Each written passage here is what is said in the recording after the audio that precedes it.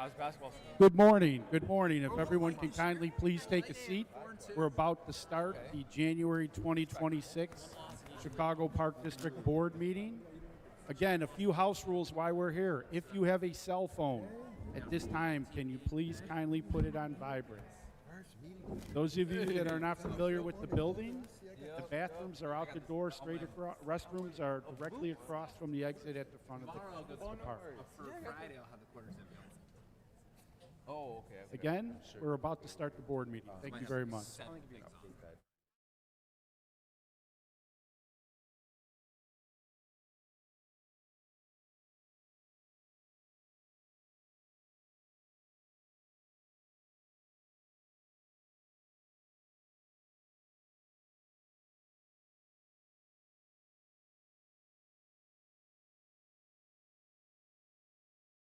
Morning. Good morning, everyone. Happy New Year, everyone. Thank you for coming to the regular board meeting today, January 21st, 2026. We'll get started shortly. Would everyone please join me first, though, in standing and reciting the Pledge of Allegiance.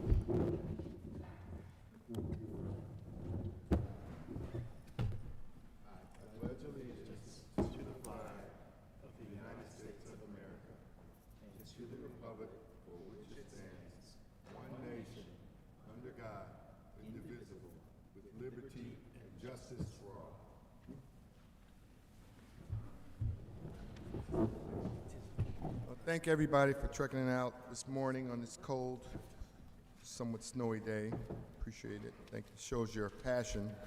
On this day, Wednesday, January 21st, 2026, at 9 a.m., the regular board meeting of the Chicago Park District is being held at the Chicago Park District Administration Building, Park 596, located at 4830 Southwestern Avenue in Chicago.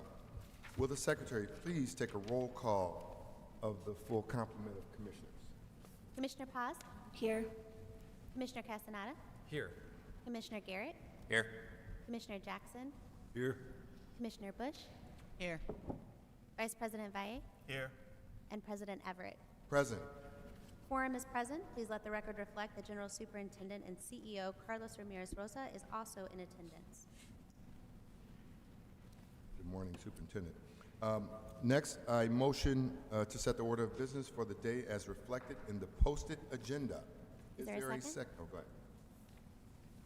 Do we have a second for the motion? Second. Good. Motion's been moved and seconded. All in favor signify by saying aye. Aye. Any against? The motion carries. Okay, next under strategic initiatives, a resolution honoring our 2025 retirees. Trina?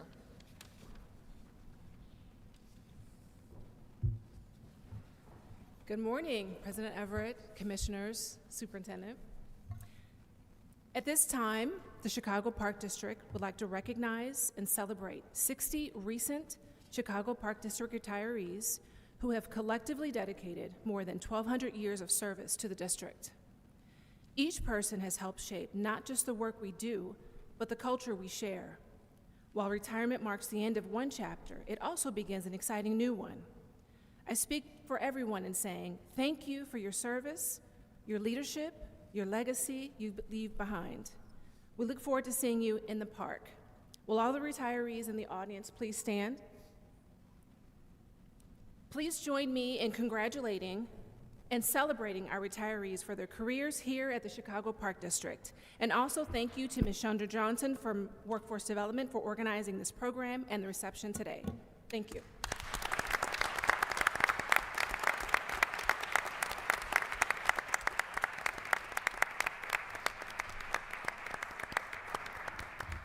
Now we'll read a resolution.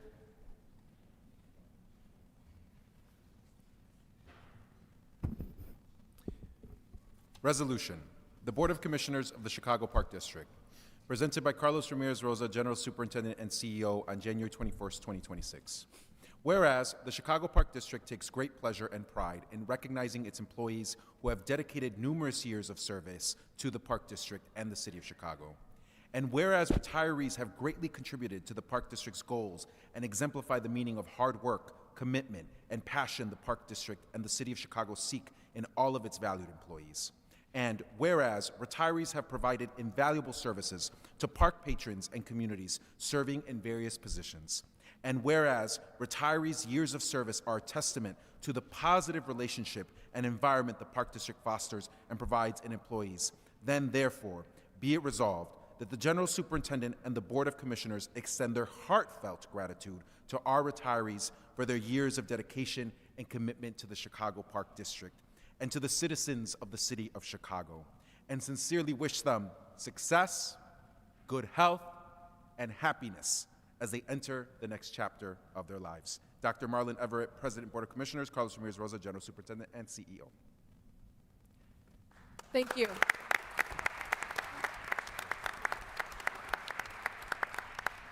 I would like for you all to join me in a reception across the hall. Thanks. And before you do, we'll take a vote to approve that resolution. Yes. Motion to approve. Second.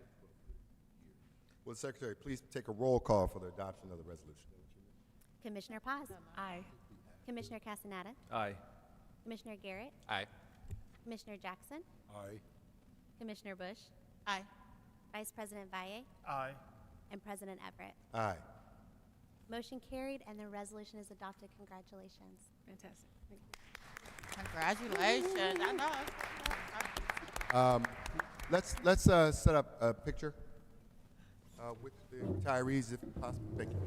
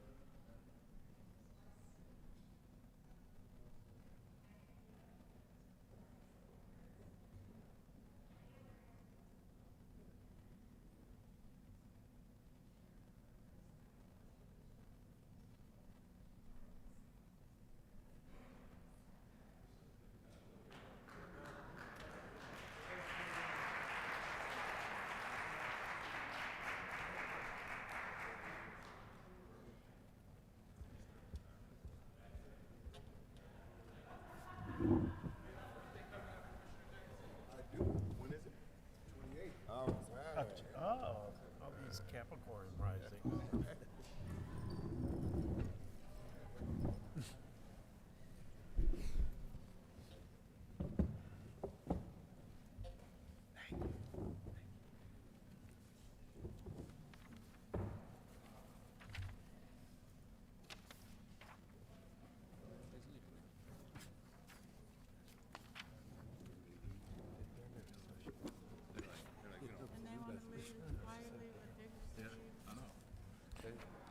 Okay.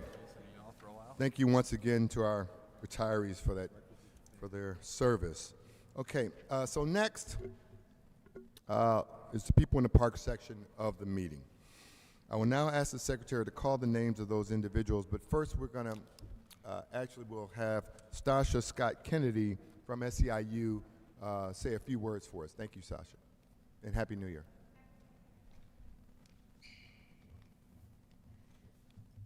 Good morning, Board President, CEO Rosa, and the rest of the board. My name is Stacia Scott Kennedy, and I'm the Executive Vice President for SEIU Local 73.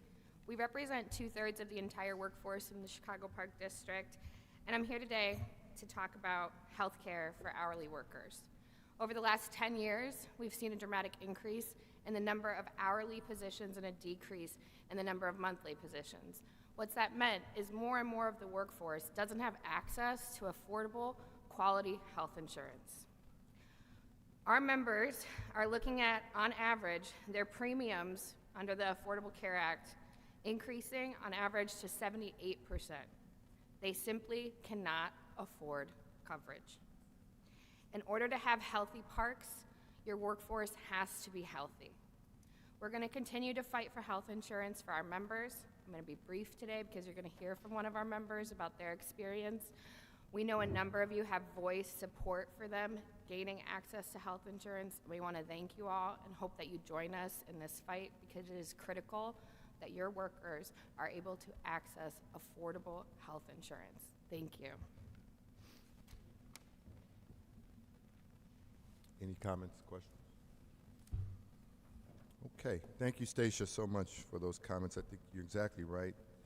Healthcare is a right, not a privilege. Okay, I'd like to take a moment to remind everyone to please be courteous and mindful of the time.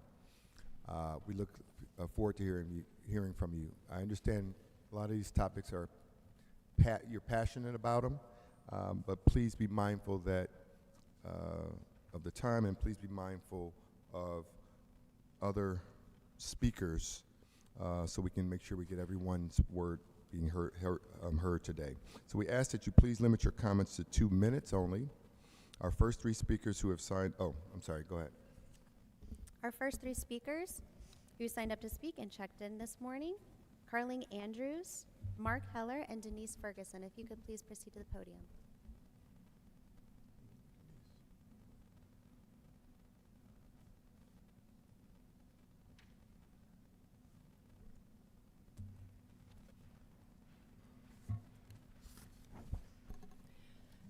Good morning, CEO Rosa, and Superintendent Rosa, Board President Everett, and the Board of Commissioners. Thank you for the time and letting me speak. My name is Carling Andrews. I'm a monthly activities instructor for the Park District. For the past year, I've been part of the SEIU 73 campaign fighting for health care for the 60% of your employees who do not have it. During this time, it's been really heartbreaking to hear the experiences of my coworkers who have been taken on medical debt, been forced to ignore serious health issues, experienced constant anxiety around health, or had to choose no coverage at all. This is not being a leading and equitable employer for the city. No City of Chicago worker should lack access to health care and mental health care, particularly those working with children, individuals with disabilities, attendants interacting with bodily fluids, and those performing physical and/or life-saving work. We conducted a survey of hourly employees in the beginning of 2025, and at that time, 39.8% had no insurance coverage at all. There are huge consequences to that, and it's only going to get worse. The ones that did choose marketplace plans had issues. I can speak to this from personal experience. I had limited preventative coverage, expensive co-pays, a high deductible, no emergency, like very limited emergency care. If I woke up in the hospital, the first thing I would think would be, where am I? How long have I been here? The anxiety that is in your employees with this it's consuming, and 28% at that time stated that they were likely to look for other positions. I ask you to speak to your strategic plan, focusing on health and wellness for the employees that are doing the heart of the work in your city. Thank you for your time and attention. Thank you, Stacia. Stacia. Any questions for anyone? Go ahead.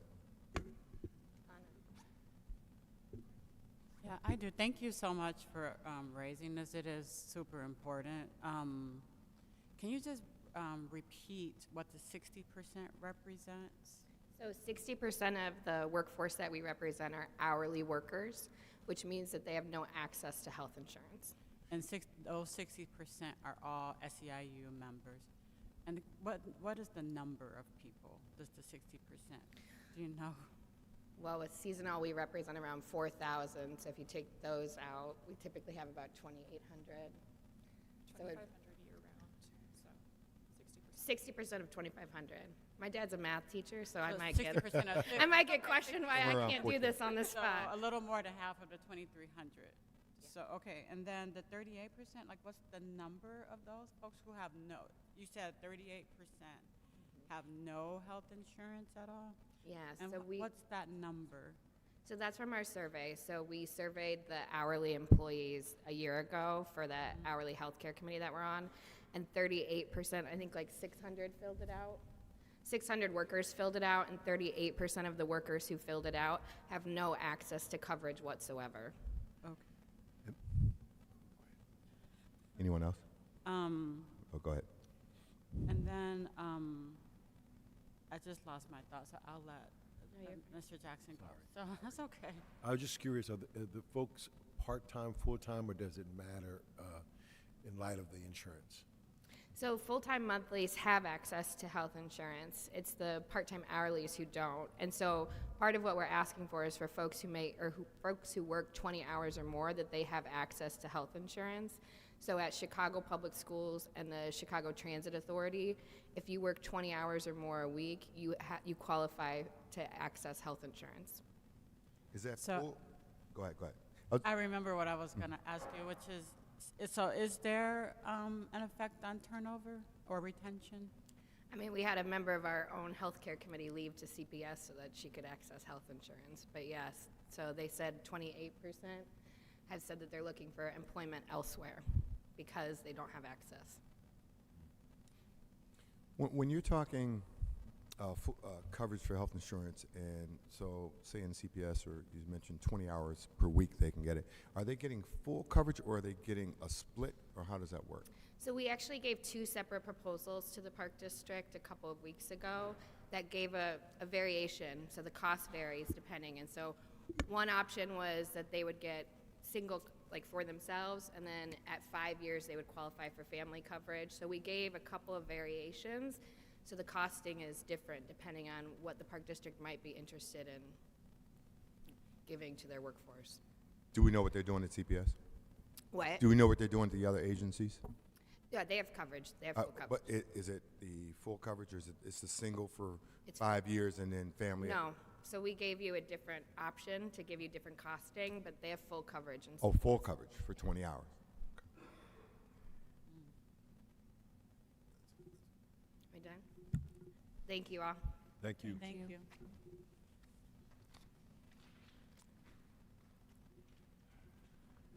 Mark Heller, whenever you're ready. My name is Mark Heller. I'm the founder of Logan Boulevard Skate Park, the first park under an interstate highway bridge in Chicago and Illinois. Parks are pillars of Chicago's neighborhoods. They provide resources for residents to engage in recreation, activities, and life learning that enliven body and mind. Parks create community as gathering places embracing ethnic and economic diversity. That's why I proposed Logan Boulevard Skate Park to the city and the Park District. This innovative covered skate park was embraced by city planners and community as a high priority recommendation in the city 2004 Logan Square Open Space Plan, along with the Bloomingdale Trail and other parks. The park was approved in 2007 and built in 2009 as a Phase 1 temporary modular ramps and bowls park, with the Park District promise for a Phase 2 world-class concrete skate park, which we had proposed and Chicago deserves. The temporary modular park has been falling apart for years. A new generation of skate park leaders has enabled $800,000 in state of Illinois grants, plus city funding from 3 Logan Square alderpersons, including you, Superintendent Rosa, before you left City Council. These funds are for an expanded, world-class concrete skate park, not another modular replacement. CPD has 30 seconds, mismanaged discussion with landowner Illinois Department of Transportation for years. That ends today. Chicago has an opportunity to create the first world-class skate park in Illinois, transforming derelict IDOT land into a new activity jewel park destination on Chicago's famous emerald necklace of parks and boulevards.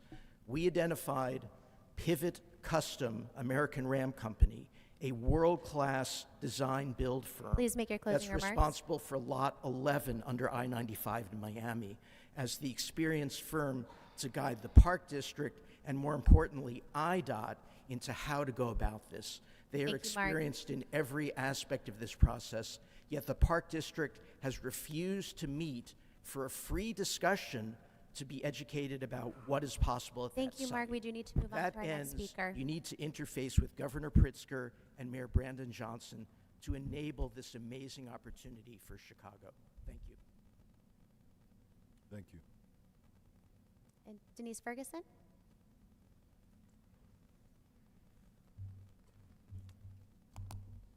Good morning and Happy New Year. Good morning and Happy New Year. I'm glad to see all of you all. The last time I stood here, I went right to the emergency room. I had COVID and a number of other things going on. So I'm back. I don't want to be. I want you to get rid of me. I want you to make sure that this year you're actually really paying a lot of attention to what's going on in Douglas Park. We have a winning team out there now. I really feel good about that. At the last participatory budget meeting, it was live. You should have been there. Some of you may have heard about it, but it was very active and productive in the beginning. And then at just before 8 o'clock, it flipped, and the community took control pretty much of what's going to happen going forth. So I know that Carlos may have heard a lot about this already. A lot of things that we need to have done are actually being done by Mike Merchant and some of your other staff. So we're feeling really good about that. I really need you today to think about why you all signed up to be a part of this. We're really fortunate in my community that we have Phil Jackson as part of our community leadership and part of our family and so forth. So he's around for almost everything there. So we'd appreciate it if, and I know I'm putting him on the spot right now, if you'd allow him to be like our principal liaison, because he can get on the street and in the office in Douglas Park.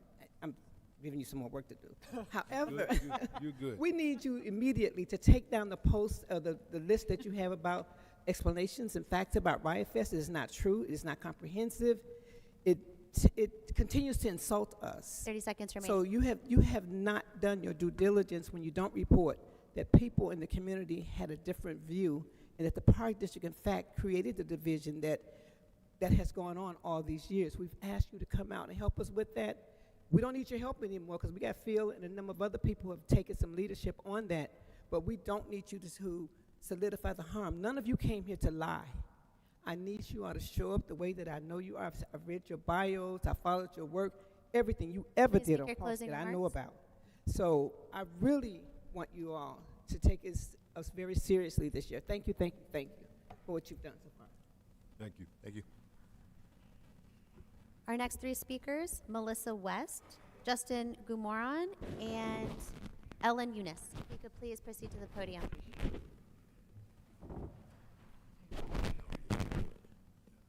Whenever you're ready. Good morning. My name is Melissa West. I'm an attorney with the Law Project of the Chicago Coalition on Homelessness, or CCH. CCH continues to oppose the closure of Legion Park encampment. We believe there is needed dialogue between encampment residents, neighbors, and the city to address concerns and the realities of housing instability folks face. We urge for robust outreach and connections Can you to move the shelter. mic to your mouth? Thank you. Thank you. To either shelter and housing opportunities, and also recognize these resources are under attack and far from currently stable or sufficient. We also worry that encampment closures will continue to relocate people to yet another location and place more pressure on existing encampments. Secondly, regarding Eugene Field, CCH continues to call for the removal of the camera placed at the encampment by the Park District. Many encampment residents feel their privacy compromised and less safe by its presence. In regard to the new homeless encampments on Park District policy, CCH opposes the new policy as currently written. We urge for there to be adequate public comment opportunities on the policy, centering those with lived experience of homelessness who will be most impacted by its new provisions. The draft policy only began reaching advocates in late December, so more time is needed to convene substantive and legal analysis, especially in this federal landscape. This will ensure that the policy upholds the Park District's stated goals of aligning with the city's housing-first approach to 30 solve seconds remaining. homelessness. There are many community members who support people experiencing homelessness not being evicted from the parks when they do not have other viable options. Many of these same neighbors also support CCH's efforts to create a dedicated revenue stream at the city level to pay for permanent housing and services so that people have adequate options. We collectively need to get behind that vision and effort. Thank you. We look forward to continuing to work with you all on these matters.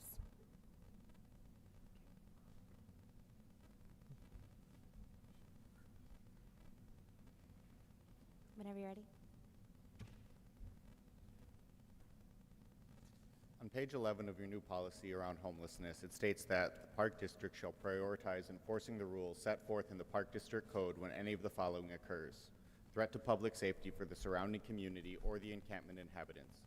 Public safety threats include, but are not limited to, incidents of violence and persistent fires. I live adjacent to Legion Park. Last week, Park District Security told encampment residents that propane is not allowed, so the residents brought the propane tanks into a tent until the security officer left. This is leaving it up to me and my neighbors to call the police in order to keep ourselves safe or risk additional fires and explosions, some of which have already occurred within 50 feet of my home. I'm here to ask for one thing: consistent enforcement related to fire safety. Propane in tents is dangerous to encampment residents and housed residents. Any person who speaks in favor of encampments with no restrictions should also have to address the risks of fire that me, my neighbors, and my family have to live with every single day. 94% of the houses on our block have a resident of color, and a majority of us are first-generation immigrants. Our safety matters too. I canvassed for Mayor Johnson. I believe in the mission, and I don't get to come here on work hours in order to plead my case. I want the encampment to be safe. I want my children to be safe. I want all of us to be safe, but the reality is that this makes it so that the rules of your policy aren't being followed. Please enforce them so that your policy can save 25 time, seconds money, remaining. and energy to instead go towards affordable housing, SRO development, and other housing-first solutions. Thank you for understanding that Legion Park's narrow design means that most of our block is at a unique danger where there is no alley or anything between the encampment residents and our homes. My children are afraid of the park. I know that CCH doesn't accept that as Please valid, make your closing remarks. but their lives matter too. Thank you. And Ellen Eunice.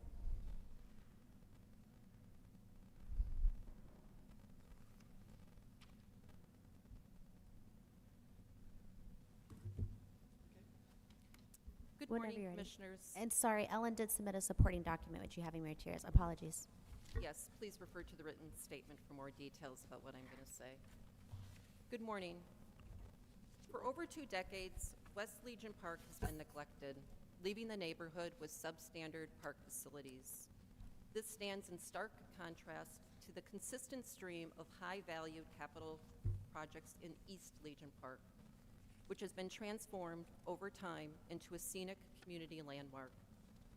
As a resident on Jersey Avenue adjacent to West Legion Park since 2007, I have witnessed the divestment, which I believe is partly linked to the neighborhood's diverse socioeconomic makeup. This diversity is a reason for investment, not neglect. A subcommittee is working with the River Ronan Legion Park Advisory Committee to address these years of neglect.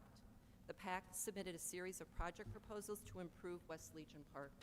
We ask for your support in ensuring the park receives the equitable investment it long deserves. Here is a quick summary of these projects. A disc golf course covers the installation of disc golf baskets for a 9-hole course. Disc golf is an all-ages sport that can be installed while leaving the park's natural vegetation completely intact. The tennis court rehab project will restore the structural integrity of the 2 existing unusable tennis courts to make them playable for tennis and pickleball for years to come. The pathway repaving proposal will revitalize the failing 1.2-mile pathway by filling potholes and installing a structural asphalt 15 overlay. seconds remaining. This work will allow visitors to safely walk, run, and bike in the park. Groups and individuals have used the park for yoga, tai chi, and tree meditation for years. The meditation labyrinth project would serve as an extension Please make your to closing these remarks. activities. Lastly, the playlot renovation project will transform 2 underutilized legacy playlots into vibrant and safe community hubs for children of all ages to enjoy. Thank you, Ellen. Thank you, and we look forward to your support of these projects. Thank you. Our next 3 speakers, Romana Laud, Gail Betts, and Mildred Rivera. If you could please proceed to the podium.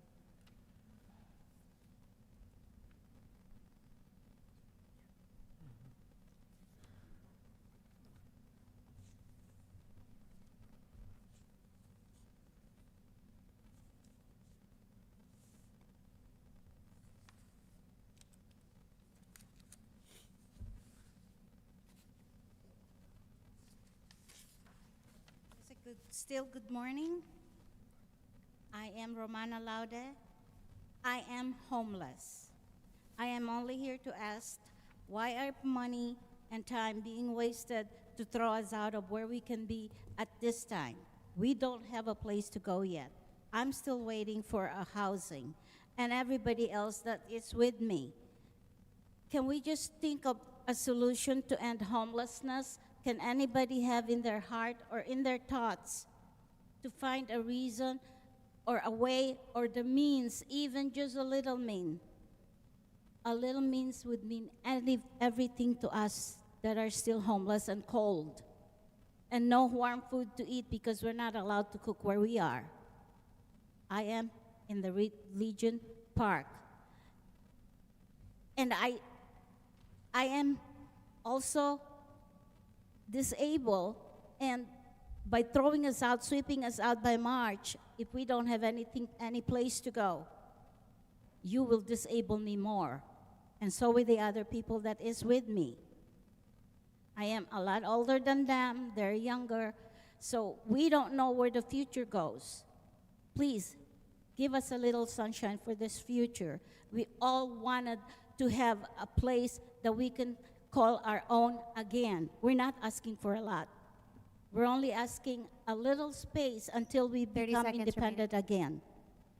That's all I have to say is I'd like to understand why things are still being made to destroy us. Sweep is not an advantage. It will only destroy, just like they destroyed my wheelchair, they destroyed my cane, they destroyed other things that I need to use to be able to walk. Well, right now, I can't even stand on my own. And those other people that are there that are younger is still trying so hard, Please make your whatever closing they can remarks. get. Thank you so much. We have a Can I ask a comment. question? So, ma'am, you are at Legion Park right now. Are you in a tent or in an encampment currently? Are you currently at Legion Park living there? I am at Legion Park right now, currently, and so with other people. And so we hear about these all the time, and we hear about both sides. So today we get an opportunity to hear both sides, which that actually doesn't happen very often. So when you're there, do people from the city, any city agency, come to engage? People are wonderful. There are more people So can you coming tell in. us about what happens when they They engage? bring in food. Neighbors bring in food. More people are understanding and giving us things that we could eat, we could use. But it's very difficult, especially this bitter cold that are in there. And we can only have warm food if they all bring us warm food, or if we have a little mean to buy little soup somewhere else. But all of us don't have any transportation, so we all walk through the cold. And as for me, most of them are trying to look after me also. And the park people, Park for All people, are trying to give me transportation so that I can go see my physicians. I have 4 physicians. I suffered colitis, I suffered heart problem, I suffered multiple other things, and then I needed surgery. So they're all trying to help me make it through my appointments to all the tests that I needed to do.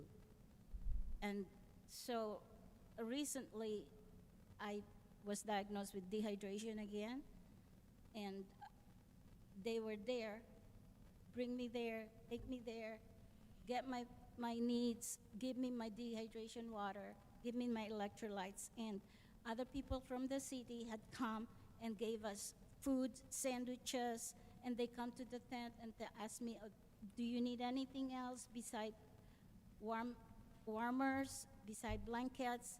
They were all wonderful. Before it wasn't like that, but now that everywhere I see, they are all like, okay, you need anything? And they are wonderful, and I thank them so very much, and I pray to God, please keep them strong, but keep them healthy, keep them, and they keep coming telling me, oh, we're gonna be here again, do you need anything? There was soup. Few times already, the city came with the soup, warm soup with meat. So we're being cared for, but we need a place. Don't throw us out like that. Please, the sweep will only destroy. It will not help. We won't be there as much as we wanted to find a house. So a one place. more question. So are you on any kind of a list or working with anyone on the housing piece? Yes, everybody Who? there. I don't remember, but I know his name is Ryan. That's okay. Thank you. And then there's Louis, there's Alina's, there's a lot more people that I could name. There's Janine, there's Angelica. There's a lot of more people now that are coming, which we are so grateful. And I am very grateful that they notice how I am and they come and say, okay, we'll be back, but we want to know what you need. And then the other people too from the tent would come by and say, Mother, you need anything right now? Somebody came in and gave the whole pack of water, which I needed to do electrolytes. But it wasn't like that before. When I first came, it was like, hey, you know, it's like intimidation. But now a lot more people understand. And one time there was a cleanup, and one of the guys asked me, are you okay? We can put you somewhere. Then I said, you know, I'm waiting for all the papers to be completed so that I could have a housing. And they will help me all from moving out my stuff, giving me stuff, and they said all through the way. And I am so grateful, but there are others there. I cannot just talk for myself. How I would feel if I have a housing and then let those people, the younger people that lost their jobs, that didn't have enough, you know, means or didn't have anybody else, what's going to happen if I am, how do you think I would feel? We're all homeless. Homeless people are not criminals. Homeless, not criminals. And please, a little change will make a lot of difference. We don't want to be like this. We don't want to be forever this way. We want to become independent again, but we do need help right now. Not destroy us, not treat us like nothing. When people goes there, they're like, you can't intimidate us anymore. We already lost pride. We already lost dignity. We want to be up there again with you guys, not be down somewhere else. We're already in the deep hole. Please don't bring us deeper hole. Help us. No more sweep. Sweep will not do anything but destroy, as I said. Maybe it's a little thing for you guys. I lost wheelchair. This is the third wheelchair, and I broke it again because I'm a little heavy, probably most likely.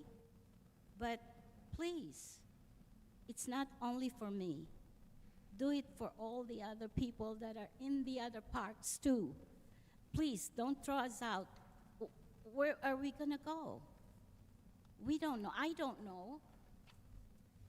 I don't have anybody right now. I am an orphan. I am a widow. The only thing we're asking is help us get back again. No more sweep. Please. Right now, I am scared soon as I found and read the note on the tree that we are going to be swept again. Please, the other parks are needed too. We don't want to be there forever. We just want to be part of the society again, part of the community that is working, that is surviving, that has a meaning in their life. If I have to go back to work, why not? If I could be in the wheelchair, yes, I'm willing to do that too. But please, don't just look at me. Look at the other parts too. Look at who is in there. Whatever happened, the reason why we are here is not important anymore. What is important right now is please help us solve homelessness. Maybe we will all be better if we are in the same community, laughing with each other, helping each other. Thank you. Thank You you so know? much. Thank you. Please. Thank you. Thank you so much. Thank you. Thank you for your comments. Okay. Our next speaker, Gail Betts. And Gail submitted a supporting document, which you have in your materials. Whenever you're ready. Good morning, Commissioners and Superintendent. My name is Gail Bites, and I'm here today on behalf of the business surrounding Eugene Field Encampment. Over the past several months, we have met directly with managers and owners from Jewel, Aldi, Walgreens, and many independently owned, family-run businesses along Pulaski. While these businesses vary in size, they are united in their concerns and in the toll this encampment has taken on their ability to operate safely and serve the community. Included in your packet is a written testimonies from 2 independent businesses that have served and supported this neighborhood for over 15 years. I would like to highlight one statement that reflects what we are consistently hearing. Over the past 2 years, the homeless encampments near Gompers Park and Eugene Field have had a direct and ongoing negative impact on our business and surrounding neighborhood. We have experienced repeated incidents of theft, property damage, and trespassing, along with individuals urinating and defecating behind our building and in shared alleyways, creating serious sanitation and health concerns. Employees have reported feeling unsafe arriving early and leaving after dark, to aggressive behavior, open drug use, and frequent disturbances nearby. Customers have voiced discomfort with loitering, harassment, and public intoxication, leading to a noticeable decline in foot traffic at certain hours. We have incurred additional costs for cleanup, security, and repairs while trying to operate responsibly in the community. These conditions are unsustainable for small business and residents alike, and we believe a safer, structured, humane alternative to unmanaged encampments is urgently needed. Local businesses are anchors of this community. I encourage you to visit these businesses and listen to their concerns. We urge the Park District to recognize the encampment's negative impacts beyond park boundaries and to work collaboratively with the city to pursue solutions that prioritize safety, sanitation, and humane housing alternatives. Thank you. Mildred Rivera also submitted a supporting document, which you have in your materials. Whenever you're ready. Good morning, Commissioners and Superintendent. My name is Mildred Rivera. I am speaking today on behalf of a friend whose mother is a resident at the Fairmont Nursing Facility, which borders the Eugene Field encampment. Her daughter, Katie, spoke to this board back in July 2025 regarding the safety concerns associated with the encampment. On Christmas Day, while visiting her mother, an individual from the encampment ran into the nursing home and proceeded to run in towards the rooms of the residents. He appeared to be under the influence. During this incident, a second individual approached the building carrying a fire extinguisher, chasing the man already inside due to a theft dispute between them. Thankfully, Katie was able to prevent him from entering the facility. The individual inside remained inside until the police were called, but left before the officers arrived. These individuals are among the most vulnerable people in our city and cannot protect themselves. Last week, a large fire broke out at the encampment. Multiple tents were burned, and the fire department removed the propane tanks. We are grateful no one was injured, but this tragedy could have ended in fatalities. This was a major explosion and was felt inside the homes of the surrounding residents. This situation is unsafe for the encampment residents and for the surrounding community. Leaving people in tents without proper shelter or services is not compassionate. It is reckless. We urge you to press Mayor Johnson and Cindy Soto to act now, to move these individuals into safe, appropriate housing with services before someone is seriously harmed. Please do not wait for tragedy to enforce action. Thank you for your time, and we look forward to working with you. Thank you. And our final 2 speakers today, Peter Dorman and Indigo Mendez, if you could please proceed to the podium.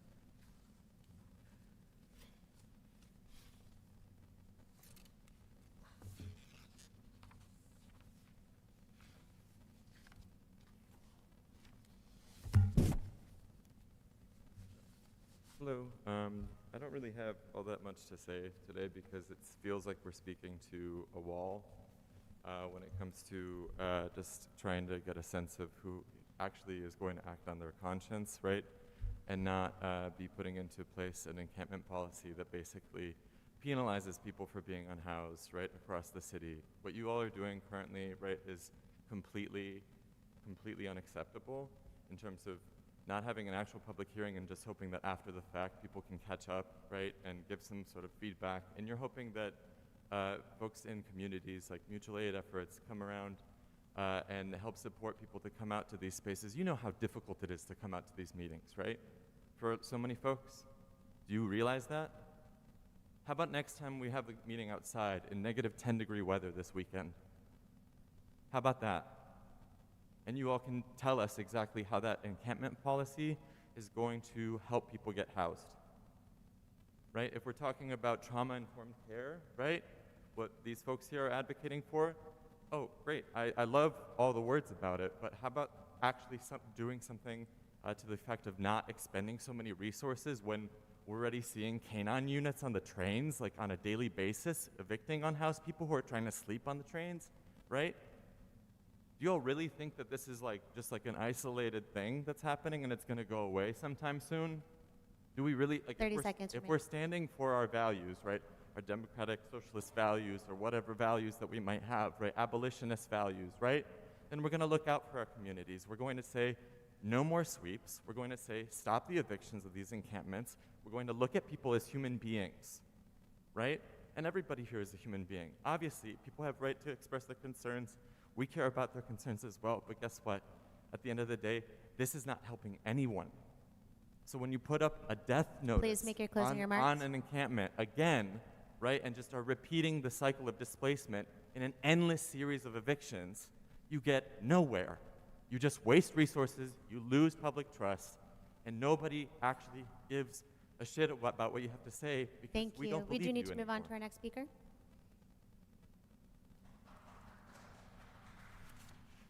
Whenever you're ready.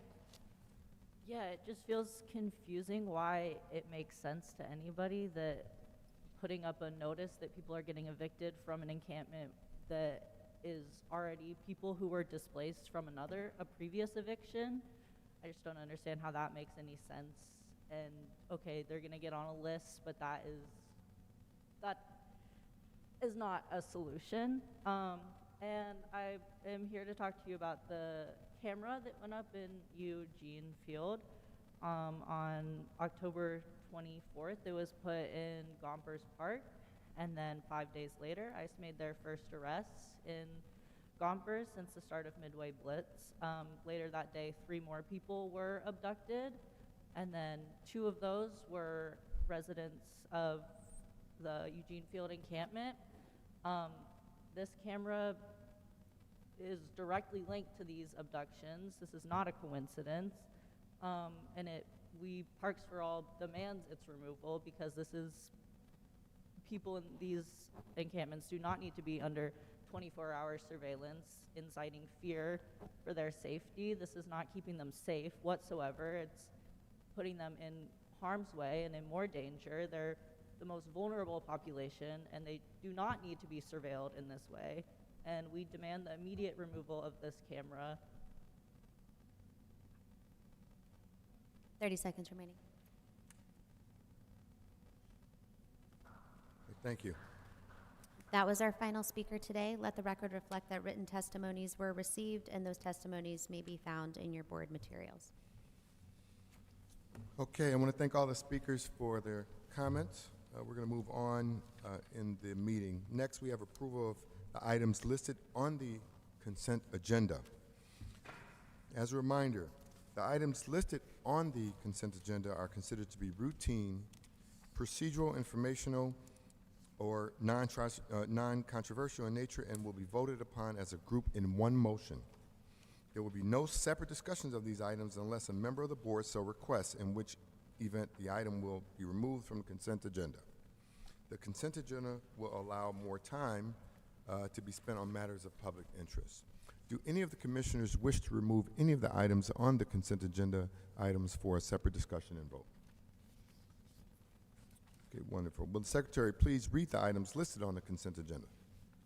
The items on the consent agenda are certificate of publication of the 2026 appropriation ordinance, Certificates of filing of the 2026 appropriation ordinance with the clerks of Cook and DuPage counties. Certificates of filing of the 2025 tax levy with the clerks of Cook and DuPage counties. Approval of the meeting minutes for the regular board meeting held on December 10th, 2025. Authority to approve and release the closed session meeting minutes for September 10th, 2025. Authority to destroy the verbatim closed session recording for July 10th, 2024.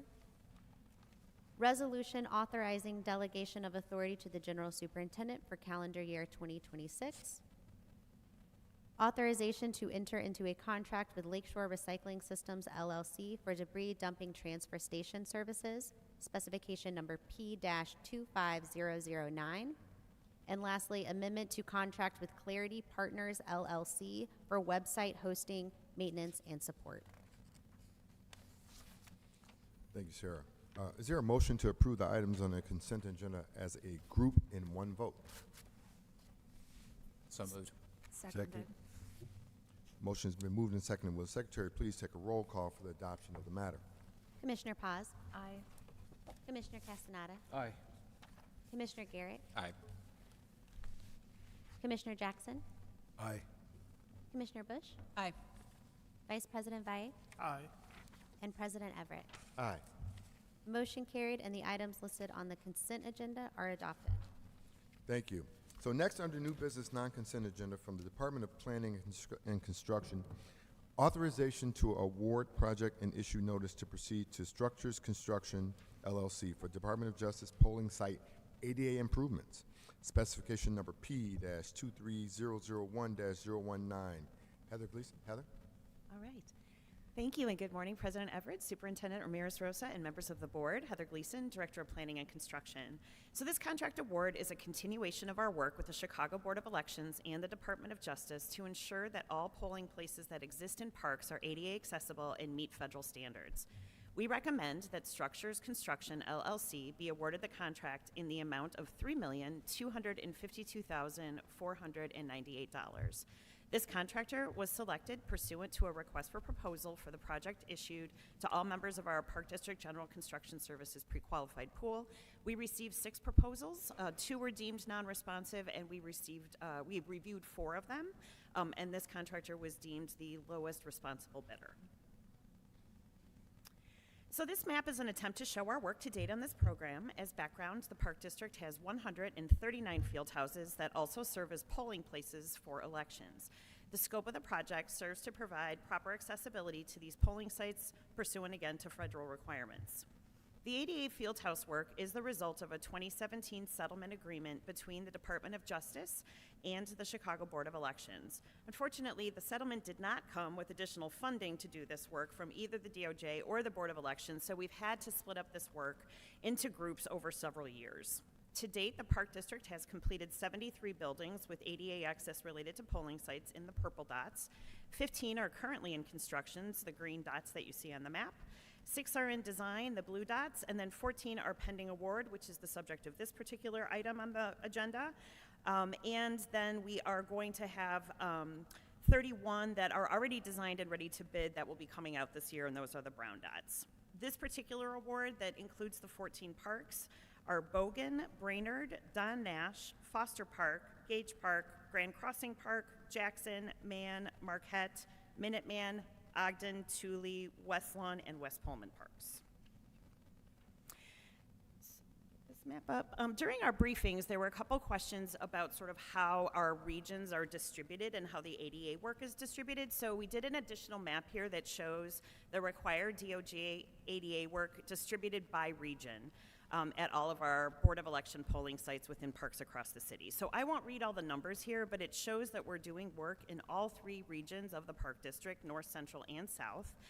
In addition to this program, and as a regular part of our capital improvement program, we include ADA improvements when either designing field house renovations and new field houses as a regular course of business that's not related to ADA DOJ work, to continue to improve access to all of our park facilities, not just those that are serving as polling sites. We wanted to emphasize that today, that we also have lots and lots of projects that are addressing ADA improvements at our field houses, and that it aligns with our Chicago Park District strategic plan and mission and goals of Parks for All. So we wanted to give a couple examples of before and after here of some of the work that we've already done. Strohacker Park that you see on the left only had a small ramp into the doorway in the top picture, and then you can see what we did adding a longer ramp across the frontage of the field house to improve overall path of travel. Indian Road Park in the middle images, there had been a step up into the field house which was not ADA accessible, and then in the after picture you see that we've actually brought the entrance down to grade and ensured that the sidewalk slopes adhered to ADA practices. And lastly, the door width is often a problem in some of our older field houses. As you can see on the right-hand side at La Follette Park, we've widened the doorway and installed an accessible automated door opener there. We wanted to do just a couple more on some of our more complicated field houses. So Gompers is a beautiful old historic building, and so when we're looking at adding ramps to some of these older spaces, we do have to spend some time thinking through how that's going to work. So in order to ensure proper ADA access and the slope while also maintaining the character of the building entrance, we added that ramp as well as some additional landscaping around the front entrance. And then finally, Dvorak Park is an example of providing ADA parking spaces appropriately. That is another challenge that we have in the Park District, making sure that we have the proper width and that we're signing them appropriately. And so that's what we did at Dvorak. And again, these represent the different types of accessibility improvements that are being made through our 139 Park District field houses that serve as polling places. Just to mention the MBE-WBE as well, this contract, Structures LLC, has an MBE participation goal of 25.16% and an WBE of 5.20% participation on this contract. And with that, I'm happy to take your questions. So unfortunately, if a park was not ADA accessible, then they'd have to go just to a different polling site, unfortunately. Is that Yeah, we work closely with the Board of Elections to make sure that all of them that they're listing as polling sites are actually ADA accessible. So right now we already have lists that we're working through. Occasionally the board, for a reason that doesn't have anything to do with parks, moves a polling site somewhere. So we start working with them early on to make sure that the ones that are on the list that are parks are ADA accessible. So that's something that we're doing now and will continue to do through the election cycles. So this is 2017. I mean, it was 2017 when this was suggested. So when do we expect the full completion? Yeah, that's a great question. So we have another 31 that we'll be bringing to you likely later this year. And like we mentioned, that's partly why we wanted to mention all of the other ADA upgrades that we do. So we will continue to work with the Board of Elections as they identify polling places. So even though we might be done with this particular cycle, they might say, well, now we want to do Hamilton Park. And I mention Hamilton specifically because it's one of our most challenging parks. It was built in such a way that a lot of the floors don't line up. There's steps that people have to enter. And so we've been looking at ADA access and working on Hamilton for a really long time. And there's a lot of field houses that are like that. So I think this work will be ongoing. It will continue. We will continue to allocate capital dollars, even if there isn't, a polling issue. That's going to be something that we are continuing to work on. Great. I'm glad the DOJ then, motivated us to get this done because it needed to be done anyway. I appreciate it. Any other commissioners? Okay. Thank you, Heather. Absolutely. Thank you. So with that in mind, with that said, is there a motion to approve? So moved. Second. A motion has been moved and seconded. Will the secretary please take a roll call for the adoption of the matter? Commissioner Paz? Aye. Commissioner Castaneda? Aye. Commissioner Garrett? Aye. Commissioner Jackson? Aye. Commissioner Bush? Aye.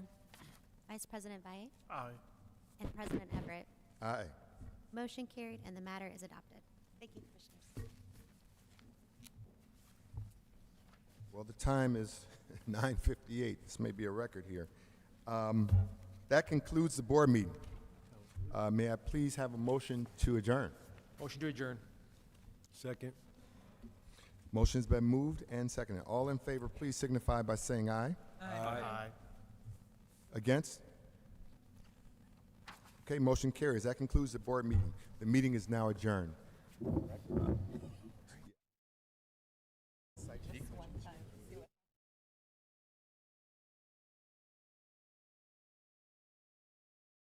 You didn't win enough, so they need. Just a reminder, next month's board meeting will be at the DuSable Museum, indoor, but at the DuSable Museum.